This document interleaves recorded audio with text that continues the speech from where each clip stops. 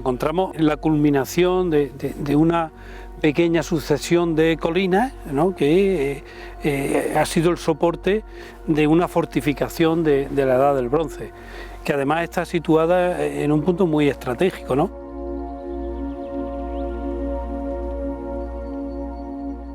Parece que es una ciudad de un volumen de población elevado, teniendo en cuenta que hablamos de hace 3.500 años.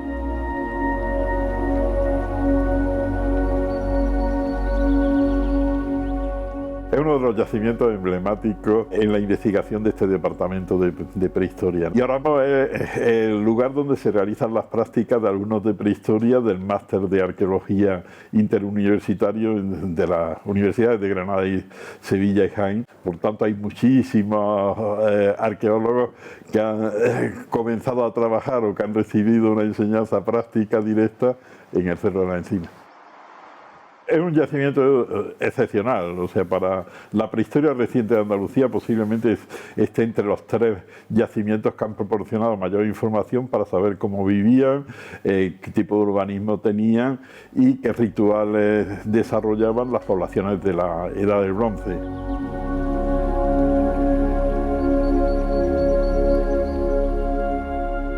Esa ya es la roca. Ah, no, las manchas del mortero. Claro, el mortero de antes.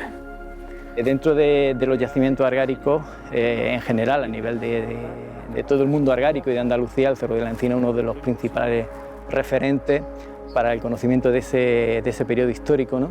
Y además tiene una serie de factores que lo hacen especialmente susceptible para su musealización, su cercanía a la propia aglomeración urbana de Granada, la facilidad de acceso, el paisaje que, como veis, es estupendo. Así que bueno, es un yacimiento que tiene una potencialidad para su musealización importante.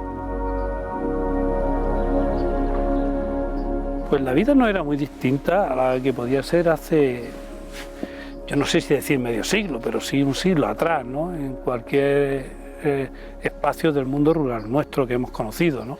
Se trabaja en los recursos que da el campo, donde se incorpora aquí como un dato fundamental la presencia de ganado equino.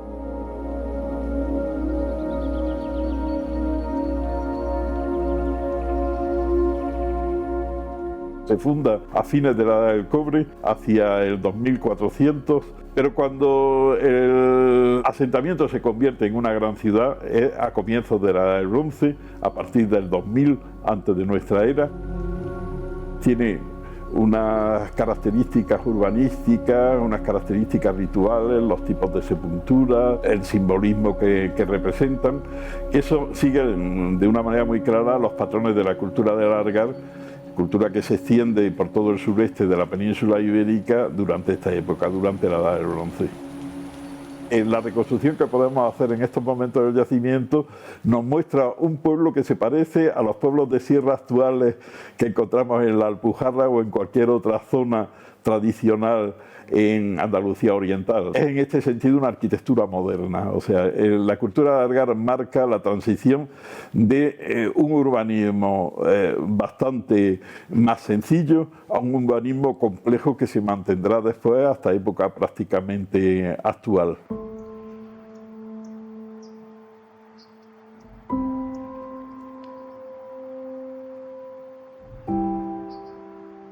Lo que nos hemos planteado este año ha sido una pequeña actuación que tenía 2 objetivos fundamentales. Uno, solventar ciertos problemas de conservación que habíamos detectado en algunas partes del yacimiento, y el otro de los objetivos era el completar la documentación planimétrica y fotogramétrica del yacimiento, integrarla y actualizarla empleando las nuevas tecnologías. Y para eso, bueno, pues vamos a hacer un levantamiento con dron que nos permitirá tener una ortofotografía general del yacimiento y una ortofoto detallada de la zona excavada, un modelo tridimensional de la zona excavada y del yacimiento, de cara a la redacción futura de un proyecto de musealización y de puesta en valor del enclave.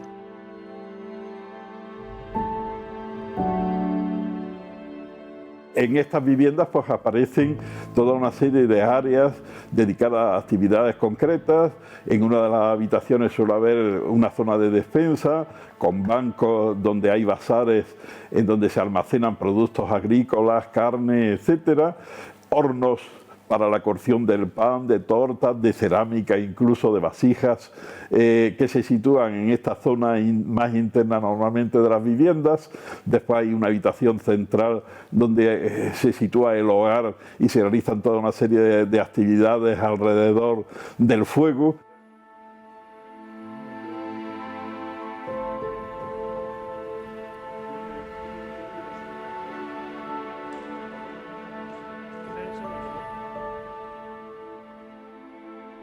Con la lupa binocular lo que hacemos es estudiar las pastas cerámicas, las decoraciones de tipo campaniforme, en este caso sería un campaniforme marítimo con este tipo de impresiones que suelen realizarse a peine, y uno de los aspectos principales, ¿no?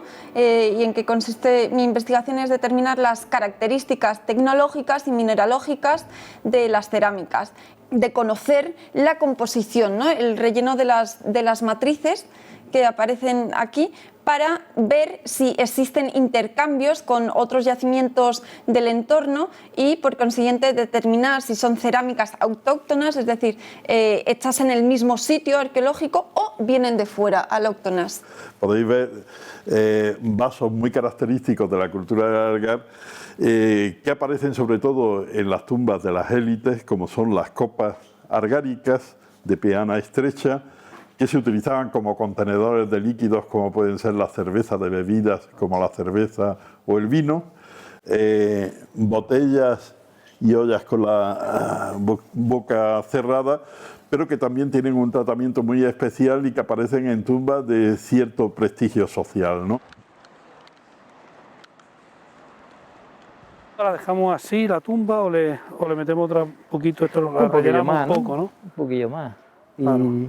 Vamos a rellenar entero. eso es, relleno para que... Se le echa la mejita de grava ahí para que consolide abajo. Ahora se le va a meter la tela y encima ya cubrimos. Estupendo. Otro de los aspectos significativos que mantiene los patrones típicamente argáricos es el del ritual funerario. Los enterramientos siempre se localizan en el interior de las casas o en zonas anejas muy cercanas a las paredes de las casas, al exterior.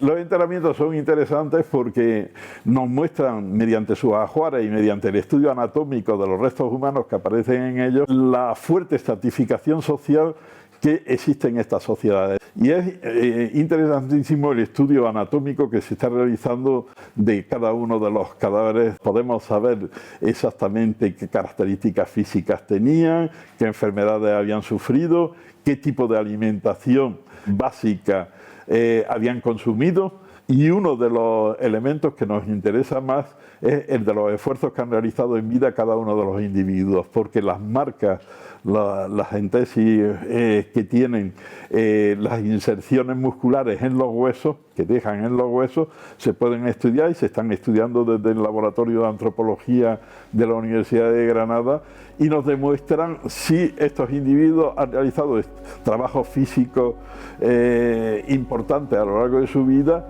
o, como sucede casi siempre en el caso de las élites, los trabajos han sido bastante menos fuertes, ¿no?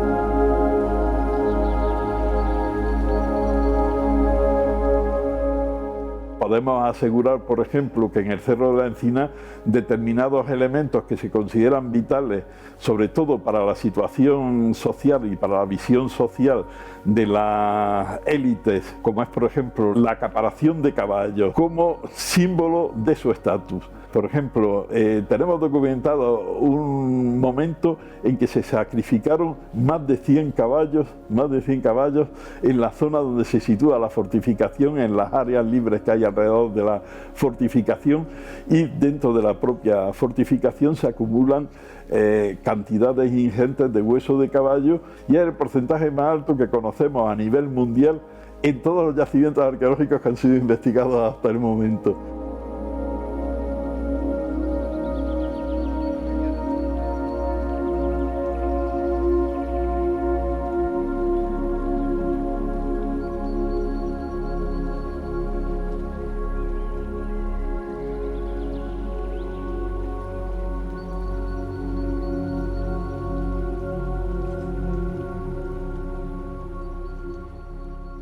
Estos son los barros que utilizan. Si los ves allí en la colina, ves los rojos de la colina que lo traen de ahí al lado, destacan enseguida. Y es ese barro que van metiendo y que de hecho se documenta en toda la infraestructura, ¿no? Aquí lo vemos también, cuando está vivo, cómo se han cosido todas las piedras de la fortificación. Y la evidencia de ese incendio que colapsa el yacimiento, claro, y termina con una de las grandes fases en este momento argárico. Este espacio de fortificación sufre dos momentos de colapso, ¿no?, que quedan registrados en la estratigrafía con sendos paquetes de incendios. Nosotros, de hecho, hemos estado trabajando y rebajando un testigo que quedaba justo hasta el techo del derrumbe, donde aparece ese gran paquete de incendios y que nos está cerrando, digamos, los momentos más grandes del yacimiento, de ocupación del territorio y demás. Las cosas se queman, se quedan los enseres donde están, se colapsa con ese incendio y se generan depósitos por encima y evidentemente quedan evidencias muy importantes, sí. Entonces ahora aquí nos vamos a bajar a este plano, ¿no? Y ya aquí lo vamos a dejar todo, Claro, se deja lo cuadramos entero antes de proteger, ¿no? Claro, es un momento de la historia que nos permite reflexionar también sobre el presente, ¿no? ¿Qué es lo que ocurrió entonces? ¿Qué es lo que ocurre ahora? Y cómo garantizamos además que se mantenga la memoria de ese pasado, ¿no?, que la naturaleza ha permitido que llegue a nuestros días, y hoy la investigación puede favorecer el conocimiento que hablamos por las circunstancias que han quedado, digamos, aquí paradas en un yacimiento y en un tiempo determinado que quedó sellado por esos incendios.